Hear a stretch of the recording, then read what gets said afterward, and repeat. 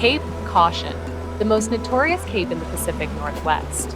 The gateway that every vessel must transit while heading north via the Inside Passage in order to reach the vast, remarkable landscape of the Great Bear Rainforest. 6.4 million hectares of unique biodiverse wilderness bordering the Pacific coast of British Columbia, stretching as far north as Alaska, the largest coastal temperate rainforest in the world. This cape has earned a notorious reputation that lives up to its name. We've got the big swell coming in from the Pacific from the west. Exposed to Pacific swells that sweep in as far as Japan, the sea floor here rises quickly. And with the shallows and all the rock splies, it gets really freaking confused out there. Creating large, treacherous waves that can intimidate even the sturdiest of vessels. To put it in perspective, is like shallower than Bass Strait down in Tasmania. Add in some strong winds and you're in for a pretty heroic voyage. Yeah, definitely got a touch of seasickness there, which I wasn't expecting.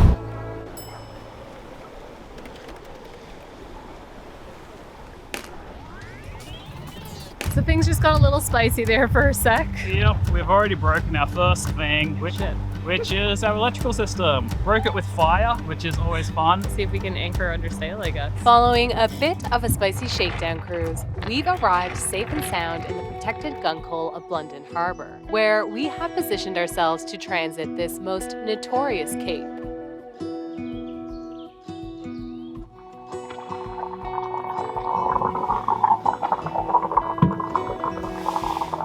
Explosé. Good morning. Good morning. You got coffee on your mustache. Oh, do I? Beautiful morning here in Blunden Harbor. It's always really nice in these really protected anchorages overnight because it's like glass water and the boat sits so still and you just sleep like a little baby knowing that the hook is stuck into like, thousands of year old mud. Yeah. Which is amazing. It's great. The best holding around. Super protected. You got trees 360 degrees, not a ripple on the water. It's absolutely lovely. Great place to stage for Cape Caution this morning, which we're going to get to again. Round 2, I guess, this time. Oh, round 3. We've done it 3 times. This will be the 3rd time. Once going up, once coming back, and now number 3. Should be 10 to 20 knots of diminishing wind today and slack tides around 10:30. So we've got a few hours before we get up there. The Cape is really interesting because it's only part of the Inside Passage that isn't protected from the Pacific swell. So you get like the full brunt of the Pacific Ocean, and the flood current diverges there and goes north and also south. So the currents can get pretty iffy and it actually gets really shallow fairly far out. So you got to be a little careful getting around it. But I think today should be pretty good. The swell's not meant to be too significant and there should be a little bit of southerly wind to just push us along. So we should probably drink more coffee down below is what we should do and get underway.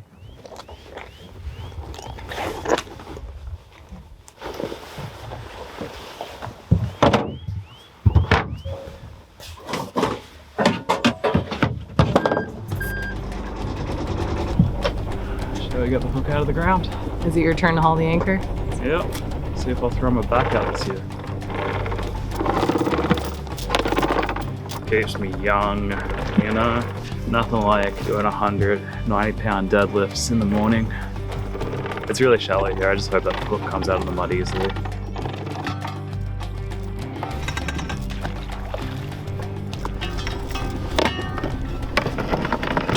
All right. No back injuries this morning. Good job, bud. Success.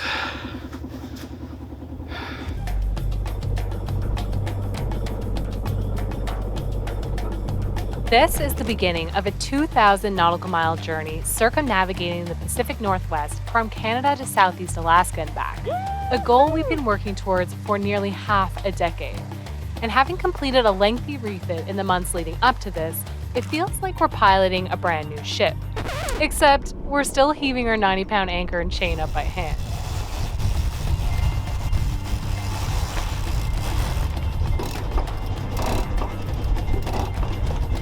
This first leg of the trip will find us sailing out into the open Pacific, rounding the most prominent crux of the entire Inside Passage route. This 40-mile stretch of water is one of just 2 points that a vessel transiting between Washington State and Southeast Alaska must venture out of protected water and into the exposed Pacific Ocean. And the charts are littered with hazards and a history of shipwrecks to intimidate even the most experienced seafarer. Timing our transit with the right set of conditions is paramount to ensuring a smooth ride. And so is fueling the hungry bellies of the crew with a proper meal to start the day. I'm so excited for breakfast this morning. We have this beautiful sourdough loaf. Big thank you to Diana from S4E2 Hilarity for sending us on our way with so many delicious baked goods. She baked us sourdough, made us like the best ginger cookies I've ever had. Stoked to eat this morning. It's just like the best.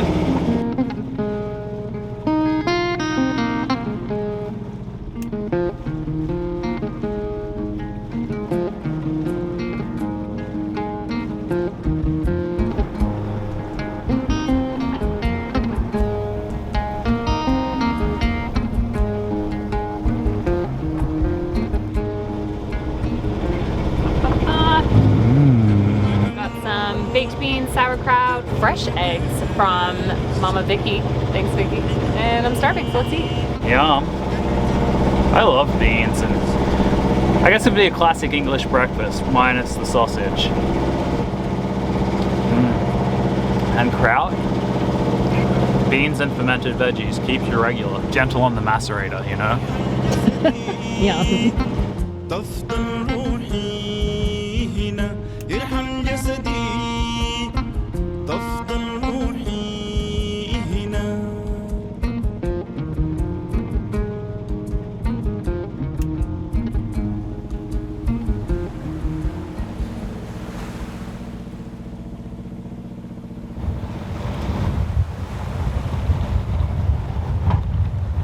Making great progress this morning. We've been doing 6.5, 7 knots, running the engine at about 1500 RPM. We got the full main up because we have the wind behind us, and at the moment it's like ideal conditions. We've got the wind 10 to 15 knots behind us, we've got the current in our favor heading in the same direction, and we're just about to round Cape Caution in the next hour, which is ideal. Heading north around the Cape, you need to have a few factors in your favor.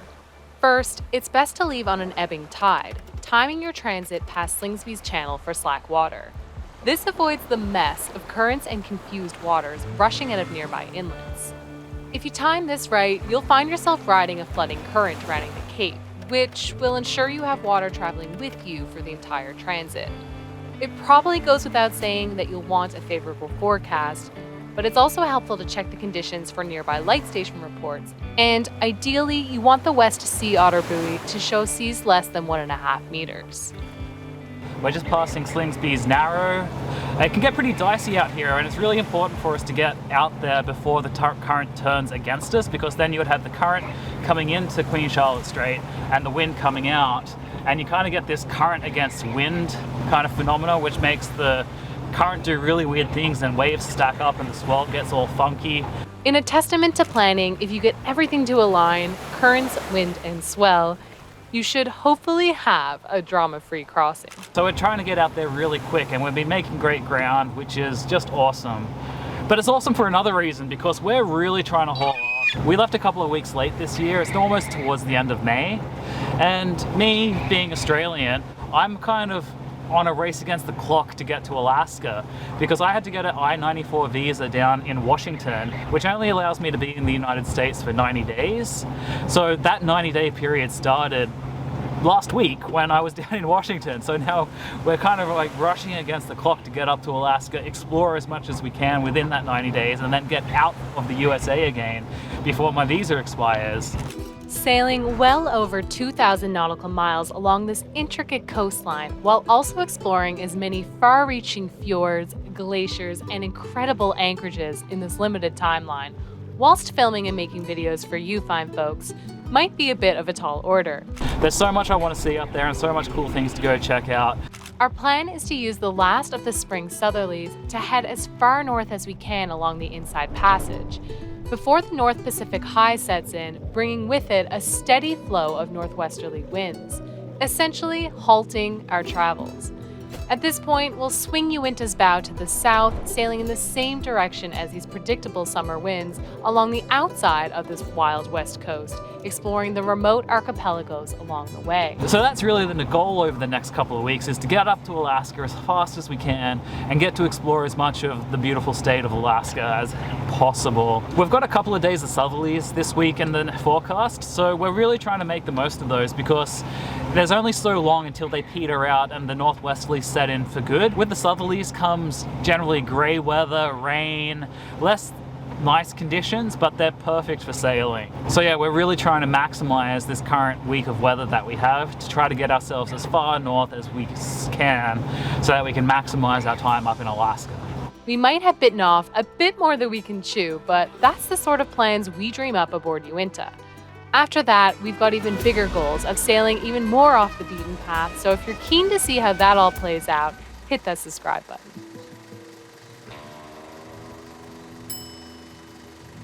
We're coming up on Cape Caution here shortly, and the sea state's still pretty calm. We've arrived here at pretty well slack, which is awesome timing for us, and the wind has filled in, so we're gonna throw up our head sail now, cut this engine, and hopefully have a lovely sail around Cape Caution. I think we might be able to go offshore around Calvert Island as opposed to heading into Fitzhugh Sound. Let's get some sails up and get offshore.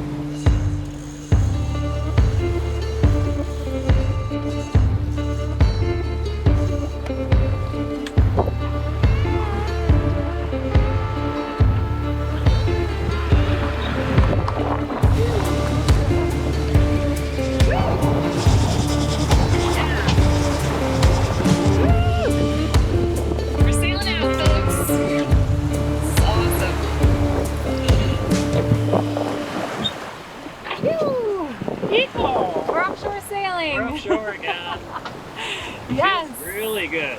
Woo. It's beautiful. We have not been out here doing this since September of last year. It is now May. Gosh, we have missed this. It feels so good. Uinta is soaring over the waves. We've got about a 2-meter swell, going 7 knots. Like, we're pretty well flying. Thinking about maybe putting a reef in, but for now it's feeling pretty comfortable. And it's glorious. It's raining a little bit. The autopilot is not quite calibrated, so we are hand steering for a little bit, but it feels good. I just don't think the autopilot is quite calibrated to keep up with the tiller yet, but that's okay.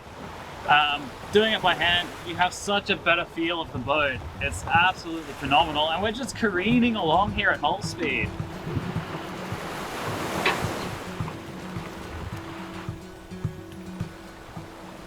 Feeling pretty chuffed to be back out on the Big Blue, we set up Uinta sails to go wing on wing. Heading further downwind, we'd be able to chart the shortest course around Calvert Island. So we're pretty well rounding Cape Caution right now. It's a couple, how many nautical miles off? We're like 2 miles off because we decided to take the outside route. Fitzhugh Sound would probably be a little too calm. We're gonna go where the wind is and stay on the outside of Calvert Island. But this course had us sailing directly across a large area of shallow water. With the westerly swell intensifying, we were setting ourselves up for a pretty lumpy ride.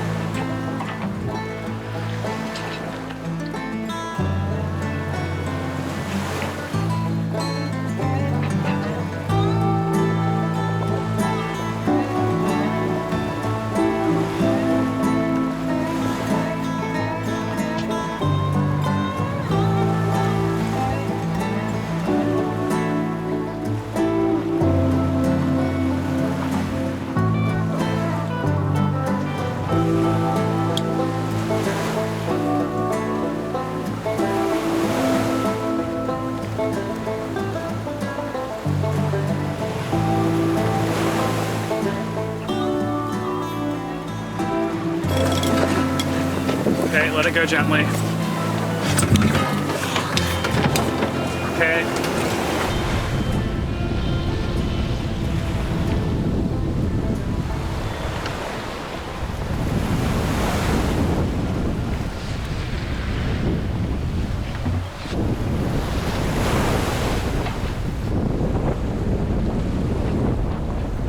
We've had quite a day of sailing. Holy.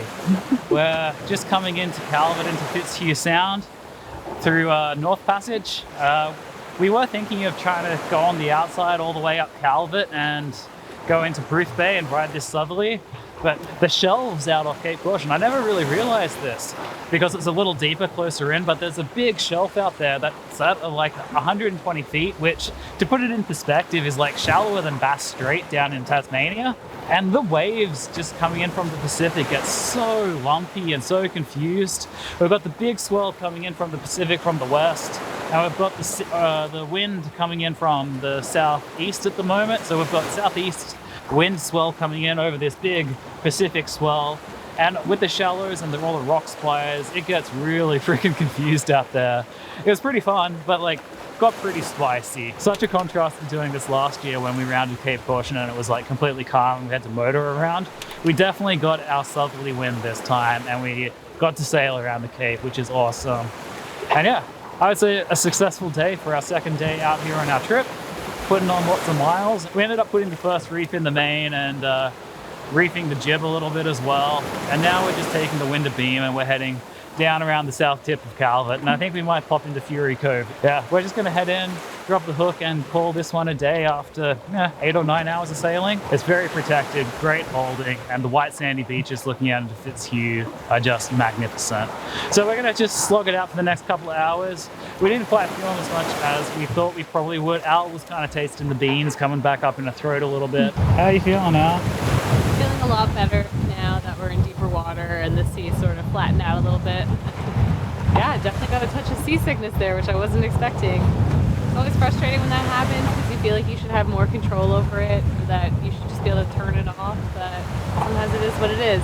I think what did it for me though is that I have a real trouble sitting still, and I'm always running around with the camera and sort of like up and down the ladder trying to get the lenses, and I don't know, I was sort of back on putting the preventer on, and that really seemed to do it for me, just disorienting there for a little bit. So, how you doing with the camera? Sorry, I'm just straightening up the boat. That's okay. So I think I just got really disoriented and my beans went up in my throat and I had to just like cool it for the last hour.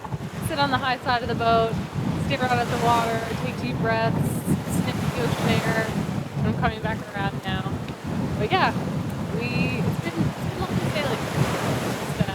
Just getting used to being back out here, and it's a big day today. It's a big passage.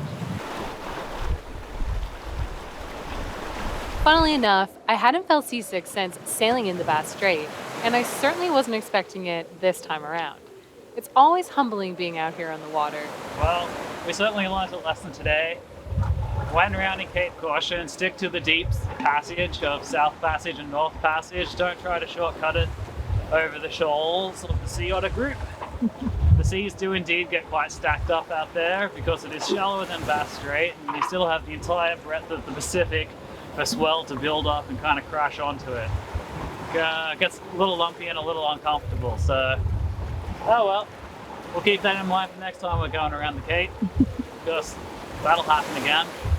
You kind of have to, because it's the gateway to the north. You can feel as prepared as you'll ever be and have all the conditions in your favor, but the ocean can still catch you off guard. Things break, mistakes are made, and your breakfast might slip up in your throat. Oh, there's a seagull stationary right there. So neat.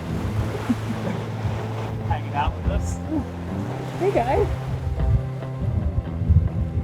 Racing against the clock the past couple of months trying to get off the dock, followed by a shaky shakedown cruise, it was clear just how unsettled we've been feeling.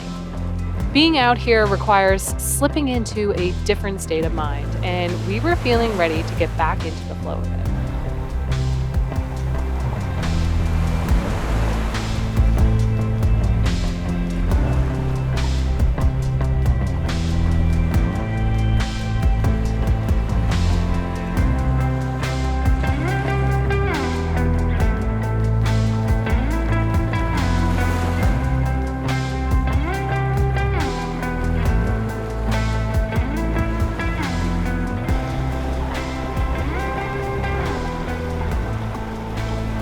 Just approaching our anchorage for this evening.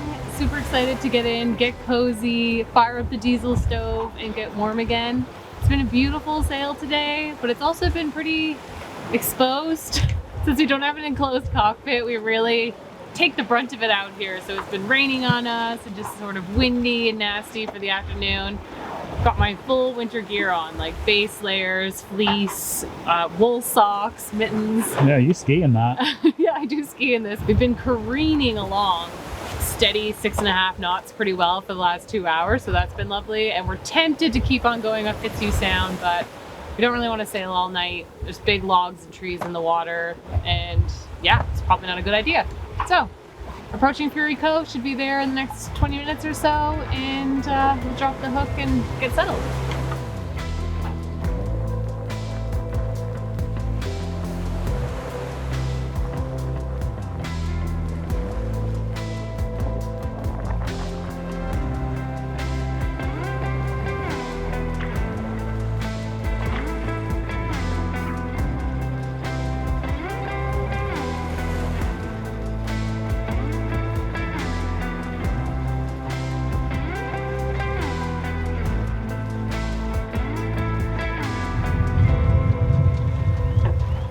How you feeling there, Al?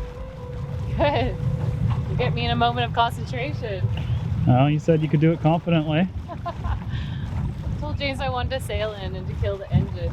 Reason being is because we've been here like 3 times before, and I know we can do it, and the wind is perfect, and I think it's good to practice these things.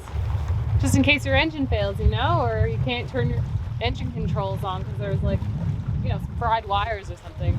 Entering into the protected waters of Fury Cove, a favorite anchorage of many boaters in the Inside Passage, is a welcome retreat from the harsh conditions crashing out along the Cape.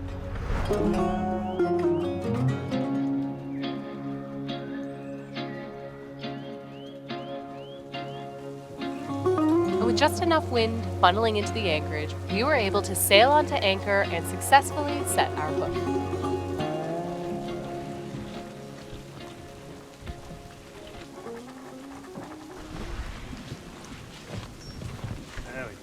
Nice.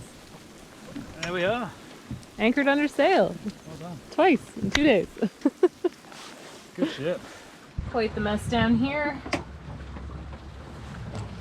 That's when you know you've had a good day of sailing, when shit's everywhere.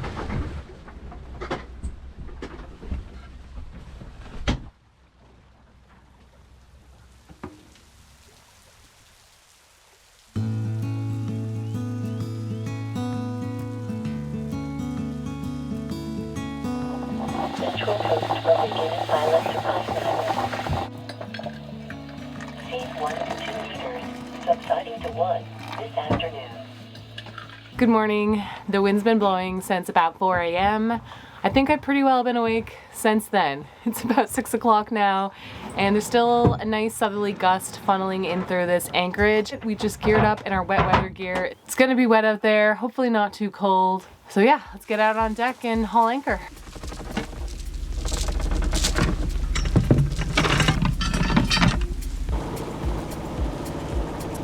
We gotta go get going while there's still some wind to be had because it's meant to die off later today. So nice early start this morning. We'll sail for a couple of hours and then we can drop the hook and chill out for the rest of the day. It's like drizzling and raining pretty good this morning. It's been raining all night and it's wet and cold and kind of shitty. So it'll be great fun, great fun. A little challenging. It's hard to get yourself motivated to go do that. Just not really feeling it this morning, but oh well, at least the diesel heater's running and it's nice and warm in here so we can come back and warm back up afterwards.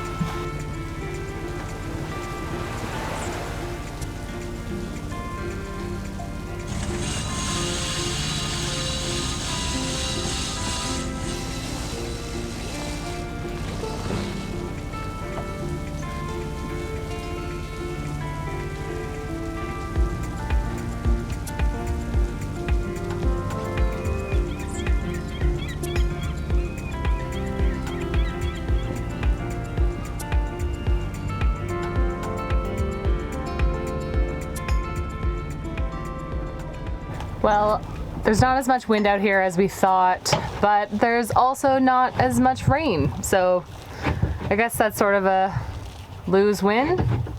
I think it's win-win. Win-win? Yeah. We're still cruising at like 3.5 knots, so. So yeah, I think we're just gonna puff along here for the morning. Maybe the winds will pick up. Yeah, I guess we'll just see what happens and we'll enjoy it either way. Not quite the 15 knots we were hoping for, but we pulled out the headsail, managing to capture just enough air to keep us ghosting along in the right direction.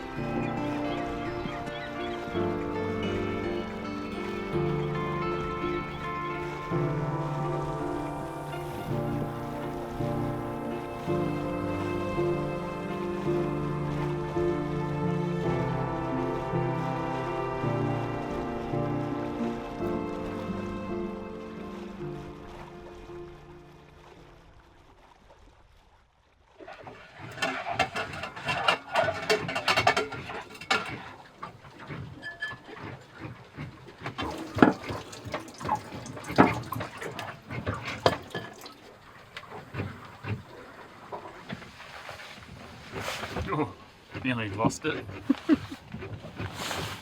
Yeah, salmon bagel time. Sockeye? Yeah, I believe this is Nimkish sockeye. Deboned, canned, turned every month. Just delicious. It's phenomenal. Some of the best salmon I've had. Get into it.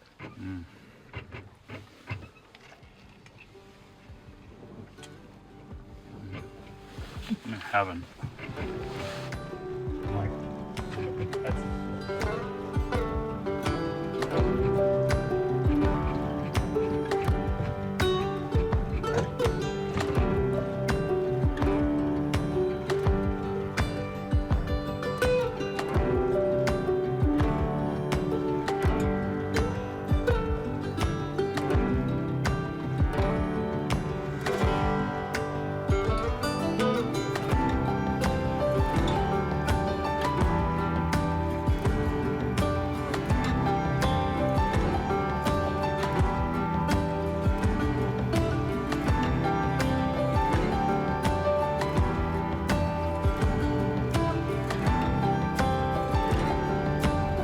Well, we have arrived at the head of Fitzhugh Sound, which is pretty cool because we've made it all the way from Fury Cove, all the way up here to Llama Passage in a single day.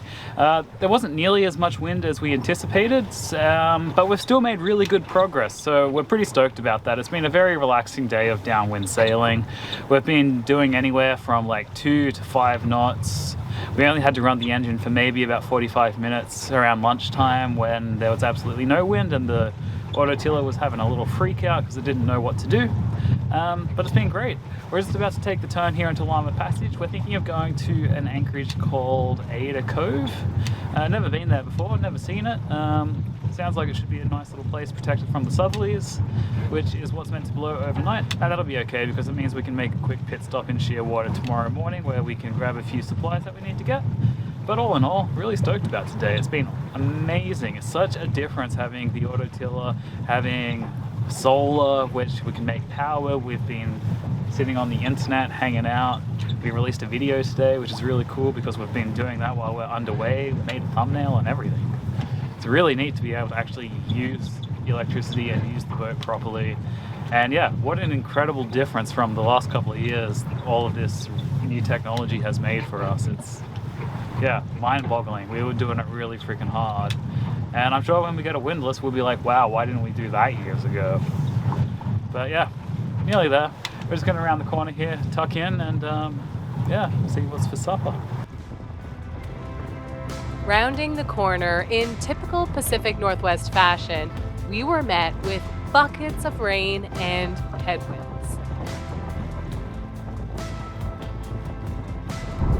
Sometimes you just gotta laugh at the conditions out here. And after beating our way the last few nautical miles in the soaking wet, we found glorious refuge nestled deep in the solitude and serenity of the Great Bear Rainforest.